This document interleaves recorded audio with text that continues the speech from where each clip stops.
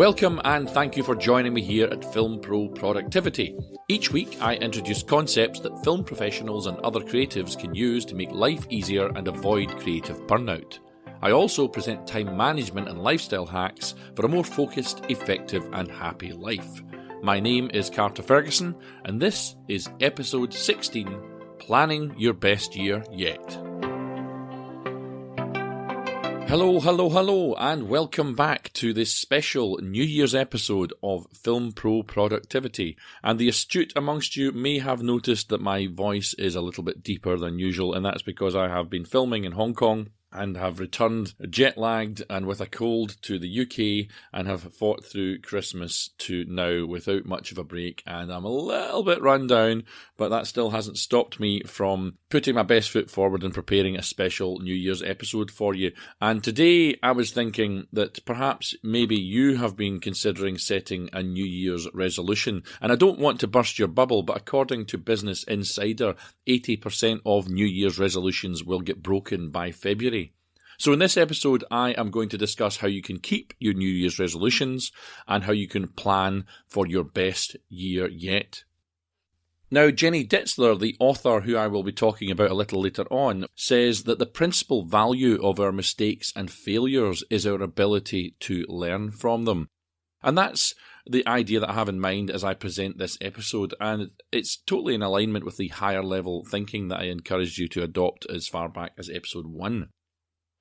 The American author Melody Beattie says that the new year stands before us like the chapter of a book waiting to be written, and that we can help write that story by setting goals.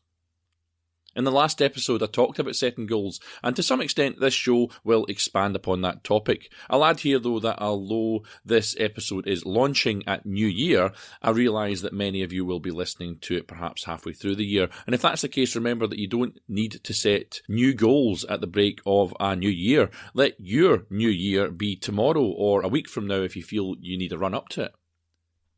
So the next chapter of your life is about to be written, and I need you to now take control and engage your higher level thinking self in helping you to shape it. Remember that you don't need to passively sail through life. You must learn from the mistakes of the past and strategize your journey through the year ahead. This year on a number of levels, especially professionally, has been my best year yet. I directed fights on 6 or 7 high-level television shows in the UK, which amounted to 65 episodes in all, and on a couple of short films and on 3 feature films. And by utilising the Pareto principle, I made more money, as I've mentioned before, with less effort than I had put into previous years.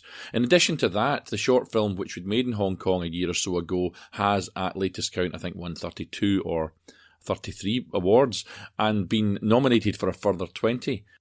I also, through the use of the 12-week year, listen to episode 11 for more on that one, by the way, launched this podcast with its first 15 episodes, 16 including this one, which goes out just before New Year, and successfully created and launched the associated social media accounts and official website.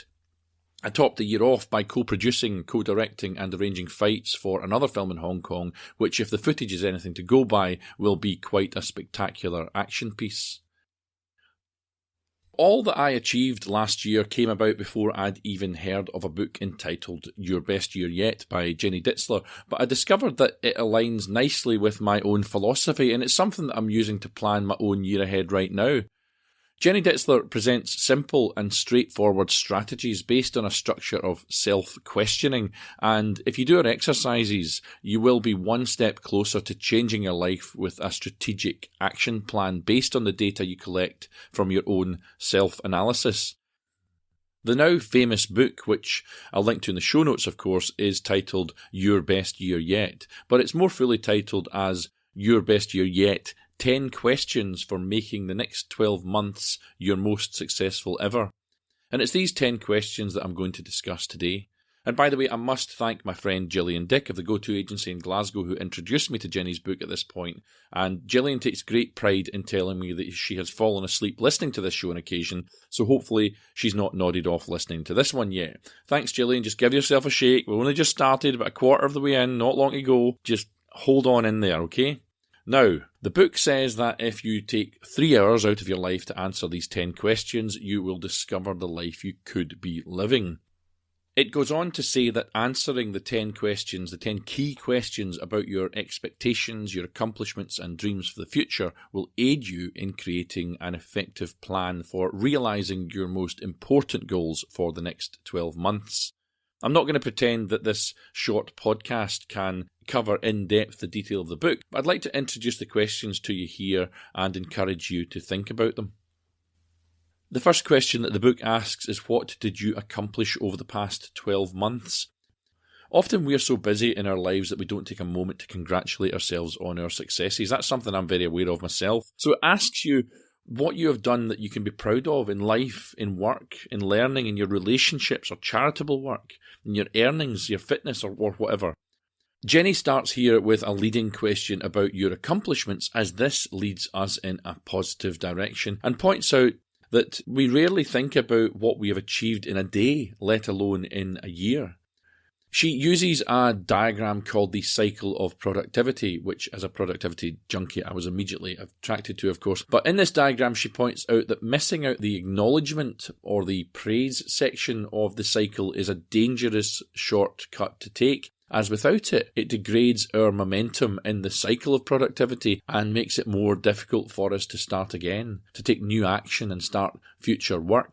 Especially after a difficult year, it's really important that you take the time to recognise what your successes were. Even in a difficult year, I'm sure that there are some, or probably many, things that you could celebrate. James Joyce once wrote that mistakes are the portals of discovery. And the second question that the book asks us is, what were your biggest disappointments? What dreams did you miss out on in the past? What expectations weren't fulfilled? Did you miss out on love? Did you put on weight? Did you just fail to lose any weight? Did you fail to make a short film, for example, or write a script, or learn a new skill? Whatever your disappointments, you must list them here. Again, I'll batter on about the fact that if you put things in writing, you are 80% more likely to do them, so don't miss out the writing part in all this. By listing them, she wants you to forgive, forget, and learn from them, to bin that excess baggage, dissipate resentment, and finally, just let go. The third question asks of the previous two questions, what have you learned? It encourages us to ask, what was the secret of my success? What worked? What did I achieve? And what didn't work and why? What would have worked better? What's the lesson? Taking that further, Jinny asks, what do I need to change in the way I operate? How can I do things differently in order to be better? What advice can I give myself? Have I been honest? And from that, she asks us to turn the answers into personal guidelines. She lists some of her own guidelines as put my family first, ask for help when I need it, relax, face the music, etc. With question 4, Jenny asks, how do you limit yourself? And how can you stop that? This is a really powerful question, and it's not something I have ever really considered. It's simple, but if you're honest in answering it, then the answer will be very enlightening. She further asks here, what has it cost me to limit myself? In what ways have I benefited from it? And am I willing to stop limiting myself? This is quite an involved chapter, so I'm not going to say much more here. Getting through these questions and assessing the answers will perhaps, though, be the key to unlocking your, for want of a better word, special powers in the year ahead. By no longer limiting yourself, or recognising it when you do, you can shape your future far more precisely and reframe your mind into a newer, less limited one. We must recognise our limitations and rewrite them with what she calls a new paradigm that cancels out the limiting factor and allows us to move on. A simple example of this could be that your limiting paradigm, your previous one, is to believe that only you know what is best, and the empowering paradigm, the new one that you replace that with, could be that you succeed more quickly and achieve more with the support of others. Of course, everyone's old limitations and new ways of rewriting them will be different. But it's a really interesting one for me, this, because it does sit very well in that high-level thinking attitude which I ask you to take. The next of the 10 questions is, what are your personal values? What is most important to you? What values represent who you are? What values do you want to demonstrate, and what effect do you want to have on others? Now, this is a topic which I'm going to delve into even deeper in another episode, as I think that as time goes by and as we have our ups and downs in life, our values can become a little bit lost. If you feel that way too, then hang on in there and I'll get an episode out about it and about how we can utilise things like affirmations to help reshape our values somewhere down the line. I've got so much to do in so little time, to be honest, but I'll try and fit it into season 2. For now though, that was question 5. What are my personal values? And this is question 6. What roles do you play in your life? Father, wife, teacher, student, screenwriter, consultant, director, dog walker, whatever. This question is asked so as to get an overall view of all the aspects and responsibilities of your life. If you find yourself chasing your tail on your to-do list, then redefining your role or your roles may help you to gain focus there. Knowing your roles in life provides direction, you see. It places who you are, your values, etc., at the centre of your life. Self-awareness of role and values puts you in that driving seat that I keep battering on about. Following on from this is question 7, which asks, which of your roles is going to be your major focus for the next 12 months? This chapter presents you with various means of narrowing down the options and focusing on the one that matters. Intuition is perhaps the strongest part of all this, but if you have trouble deciding, the book will help you out. It poses questions such as, in which role do you want to have a breakthrough? Or, if you could put one problem behind you once and for all, what would it be? And the answers to these questions, amongst others listed there, can inform your decision process. Deciding what to focus on instead of trying to be all things will allow you to work in that area of your life and to flourish there. Question 7 is very much tied to question 8, which asks, what are your goals for each role? Now, my last episode was all about setting and achieving goals, so you should be all over this one, but I'll talk a little bit about Jinny's angle here. She starts by pointing out that which we've discussed already, that people who have goals achieve more results in their lives. Jinny's system of goal setting, however, is tied together with the values that she asked about earlier on. Now, she points out that people whose goals are aligned with their values achieve more satisfaction and fulfilment.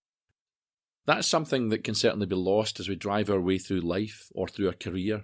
She goes on to say that when you change from wishing and whinging to setting powerful, value-driven goals, you move to a more positive and productive life. And she goes on to talk about being specific in your goal setting, just as I suggested last week. She further pins these goals down to a time-specific deadline with not just annual goal deadlines, but monthly, bi-monthly and quarterly ones too. She splits these time-specific power goals into result goals and process goals, something which I'm going to try and do myself. There's value in it. An example might be the result goal is make a feature film by this time next year, with the process goal or part of the process being a 3-month deadline, like write a page a day for the next 90 days to get the first draft together by 3 months from today. Check out my episode on creating habits, which I think is episode 13, to find out a little bit more about this one. But this chapter is so huge that I'm going to have to move on. And I've said this before, but I'd really encourage you to buy this particular book and find out more. Do the exercises yourself. But without further ado, I'm going to move on and ask question number 9, which is, what are your 10 goals for the next year? You've probably got a ton of goals and sub-goals on your to-do list, and Chapter 9 helps you to further narrow them down and to limit them to a top 10. A short list of 10, you see, gives you a map with which to plan your year. You can begin to reduce these goals by reviewing again the first 7 questions and reminding yourself of your new paradigm, your rewritten plan to circumvent the limitations that you might have placed on yourself previously. And with your values and your primary role or roles in mind, you will, through a process of prioritizing and elimination, form your list. And it's with that top 10 that you can start to plan your best year yet. Now, this plan will take the form roughly of a simple page which includes guidelines derived from your earlier answers, a new paradigm to rewrite an existing limiting one, a major focus or breakthrough that you're going for, possibly more than one, and your top 10 goals for the year. Finally, with question 10, Jinny asks, how can you make sure that you achieve these goals? Well, you've written it all down, and that's a great place to start. But the book offers what it calls the foolproof solution.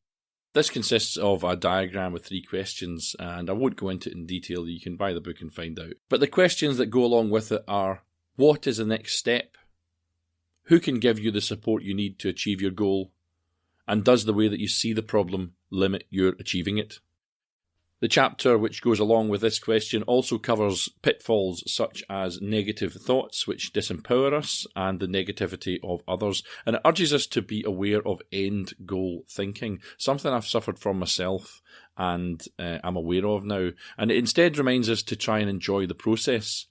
It goes on to cover prioritising and other topics which, if you are a regular listener to the show, you will already have some awareness of.